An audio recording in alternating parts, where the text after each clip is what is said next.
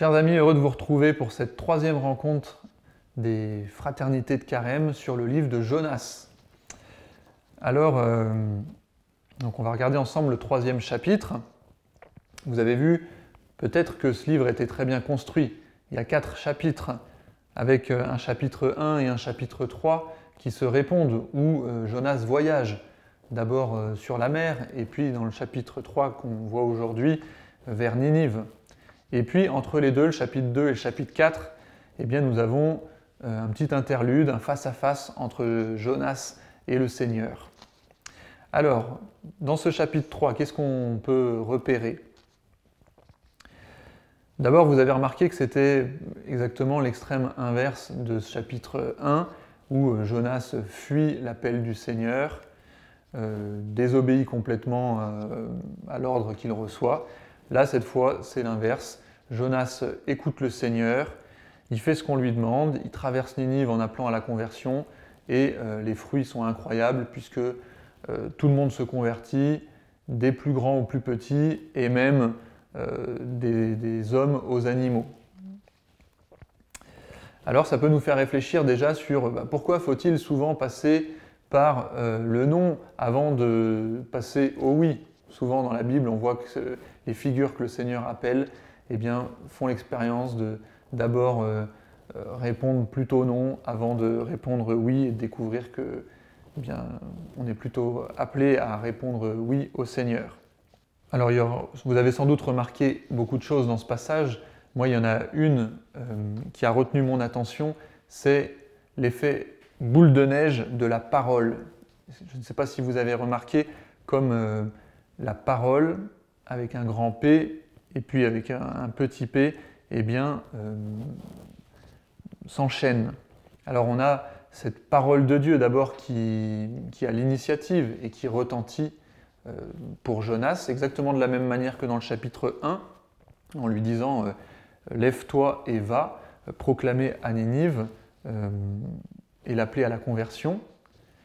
Et puis ensuite on voit Jonas qui à son tour prend la parole et proclame à Ninive cet appel à la conversion. Mais on n'en reste pas là, puisqu'on voit ensuite les Ninivites, et le roi y compris, proclamer un jeûne à leur tour. C'est le même mot. Voilà. Dieu qui proclame à Jonas, Jonas qui proclame à Ninive, et Ninive qui proclame un jeûne. Voilà. On a l'impression d'une cascade de la parole qui se transmet. Alors on verra un petit peu le sens que ça peut avoir pour nous. Alors on peut aussi se poser la question, est-ce que Jonas est fidèle au Seigneur dans ce qu'il transmet ? Parce que peut-être que vous avez remarqué, mais le message qu'il transmet à Ninive n'est pas exactement le même qu'il a transmis, que le Seigneur lui demande de transmettre au chapitre 1. Au chapitre 1, le Seigneur dit que la conduite mauvaise de Ninive l'invite à se convertir. Et là, dans le chapitre 3, Jonas ne dit pas ça, mais il dit « Dans 40 jours, Ninive sera détruite ». Tiens, est-ce que c'est que le projet du Seigneur a changé ou est-ce que, peut-être, on connaît un petit peu Jonas maintenant, c'est que ce prophète n'est pas si fiable que ça et que, en fait, il a entendu quelque chose, mais il rapporte quelque chose d'autre, en mode un peu, vous savez, téléphone arabe, je change le message qu'on m'a transmis. Il semblerait que pourtant Dieu assume bien la parole du prophète. Voilà. Qu'est-ce que ça peut vouloir dire ? Le prophète n'est pas simplement un pantin qui doit répéter ce qui lui a été dicté, mais cette parole passe aussi par lui, par ce qu'il est, par sa liberté. Et donc, ce petit changement qui peut paraître anodin, en fait, glisse dans le texte qu'il ne s'agit pas pour nous, il ne s'agit pas pour le prophète d'être un prophète pantin qui a juste à répéter ce qui lui a été dicté, mais il a fait sienne cette parole et il la redonne avec ce qui est. Alors, je vous propose un petit prolongement théologique à partir du pape Benoît XVI et d'un discours qu'il a prononcé en 2008 aux Bernardins. un discours au monde de la culture.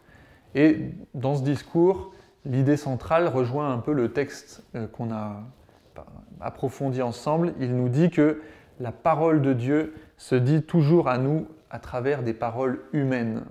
Voilà. La parole de Dieu se dit toujours à nous à travers des paroles humaines. C'est le cas dans la Bible, par exemple, où Dieu s'est adressé à des hommes, à des prophètes en particulier, le prophète Jonas qu'on étudie, mais c'est le cas au plus haut point en Jésus, qui est la parole faite chair. Et cela continue, nous dit-il, Dieu ne cesse de parler à travers l'annonce de l'Église, peuple de Dieu en marche.